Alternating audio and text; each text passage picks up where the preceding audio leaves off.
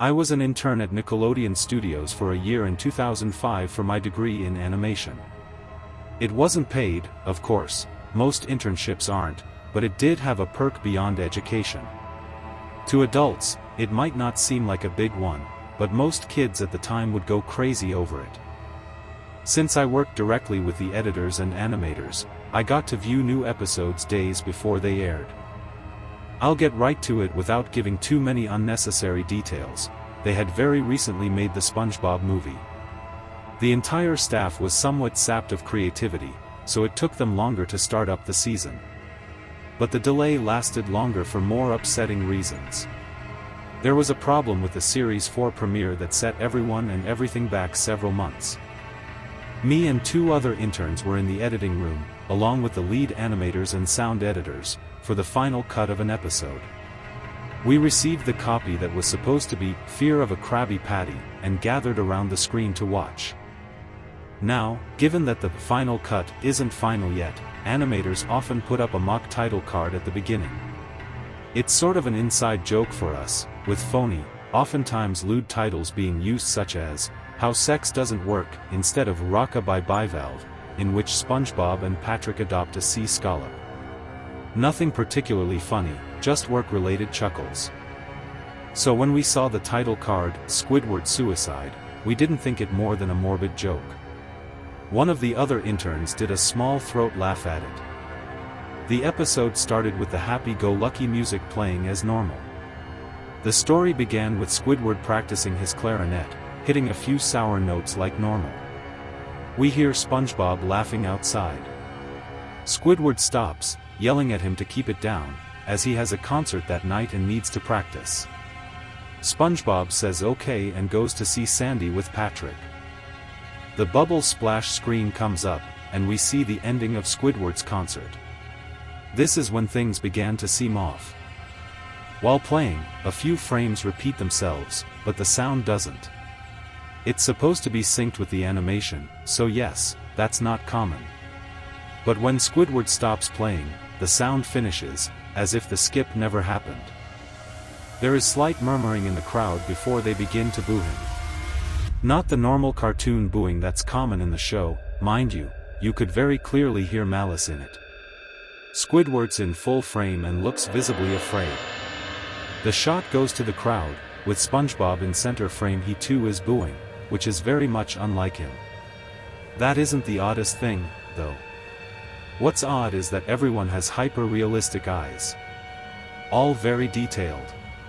Clearly not shots of real people's eyes, but something a bit more real than CGI. The pupils were red. Some of us looked at each other, obviously confused, but since we weren't the writers, we didn't question its appeal to children yet. The shot goes to Squidward sitting on the edge of his bed, looking very forlorn. The view out of his porthole window is of a night sky, so it isn't very long after the concert. The unsettling part is that at this point, there's no sound. Literally zero sound. Not even the feedback from the speakers in the room. It's as if the speakers were turned off, though their statuses showed them working perfectly. Squidward just sits there in this silence, blinking, for about 30 seconds, then starts to sob softly. He puts his hands, tentacles, over his eyes and cries quietly for a full minute more. All the while, a sound in the background is very gradually growing from nothing to barely audible. It sounds like a slight breeze through a forest. The screen slowly begins to zoom in on his face. By slowly, I mean that it's only noticeable if you look at shots 10 seconds apart side by side. His sobbing gets louder, and more full of hurt and anger. The screen then twitches a bit, as if it twists in on itself for a split second, before going back to normal. The wind through the trees sound gets louder and more severe, as if a storm is brewing somewhere. The eerie part is that this sound, and Squidward's sobbing, sounded real. It was like it wasn't coming from the speakers, but that the speakers themselves were holes that the sound was traveling through from the other side. As good a sound as the studio likes to have, they don't have the equipment to be able to produce audio of that quality. Below the sound of the wind and sobbing, very faintly audible, something sounded like laughing. It came at odd intervals and never lasted more than a second, so you had a hard time pinning it.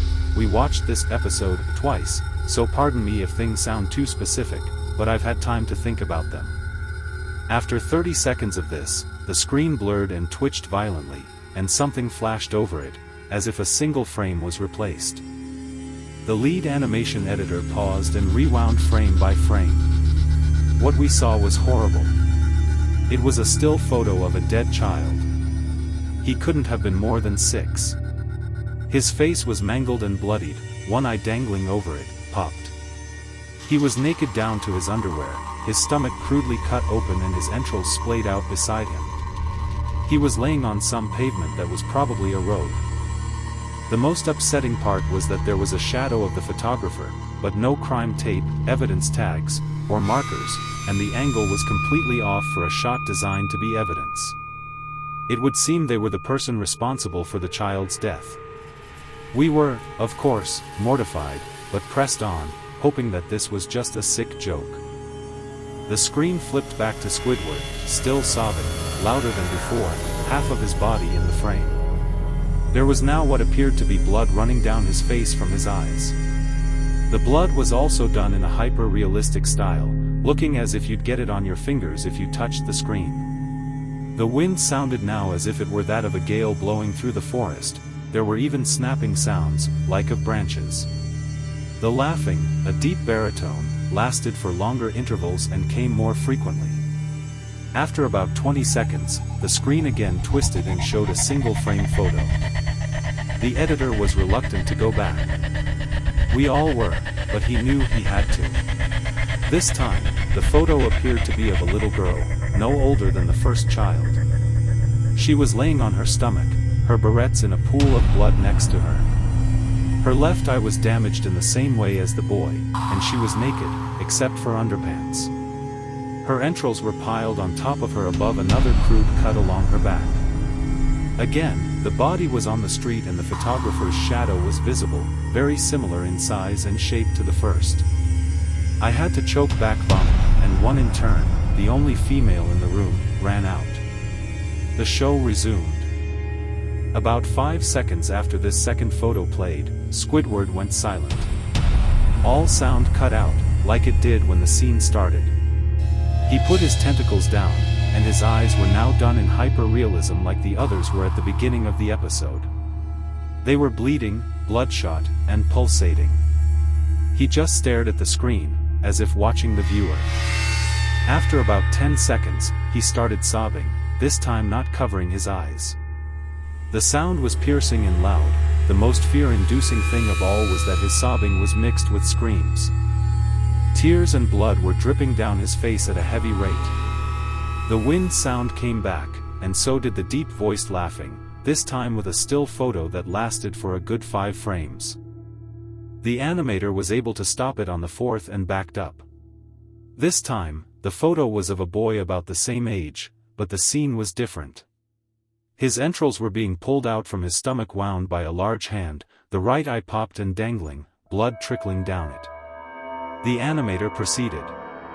The next frame was different, but we couldn't tell how. He continued to the next image and it was the same thing. He then went back to the first and played them quicker, and I lost it. I vomited on the floor, the animation and sound editors gasping at the screen. The 5 frames were not 5 different photos. They were frames from a video. We saw the hand slowly lift out the guts, we saw the kid's eyes focus on it, we even saw 2 frames of the kid beginning to blink. The lead sound editor told us to stop, he had to call in the creator to see this. Mr. Hillenberg arrived within about 15 minutes. He was confused as to why he had been called down, so the editor just continued the episode. Once the next few frames were shown, all screaming and sound again stopped. Squidward was just staring at the viewer, his face taking up the full frame for about 3 seconds. The shot quickly panned out, that deep voice said, "Do it," and we saw a shotgun in Squidward's hands. He immediately puts the gun in his mouth and pulls the trigger. Realistic blood and brain matter splatters the wall behind him and his bed, and he flies back with force. The last 5 seconds of the episode show his body on the bed, on its side, one eye dangling from what's left of his head above the floor, staring blankly at it. Then the episode ends. Mr. Hillenberg was obviously angry at this. He demanded to know what the hell was going on. Most people left the room at this point, so there were just a handful of us left to watch it again. Viewing the episode twice only served to imprint the entirety of it in my mind and cause me horrible nightmares. I'm sorry I stayed. The only theory we could think of was that the file had been edited by someone in the chain from the drawing studio to here. The CTO was called in to find out when it had happened. Analysis of the file did show it was mixed with new material. However, the timestamp of the change was a mere 24 seconds before we began viewing it. All equipment involved was examined for foreign software and hardware as well as glitches, such as if the timestamp was showing us the wrong time, but everything checked out fine. We didn't know what had happened, and to this day, nobody does. There was an investigation due to the nature of the photos, but nothing came of it. No child scene was identified and no clues were gathered from the data involved, nor physical clues from the photos. I never believed in unexplainable phenomena before, but now that I've had something happen to me and can't prove anything about it beyond anecdotal evidence, I think twice about things.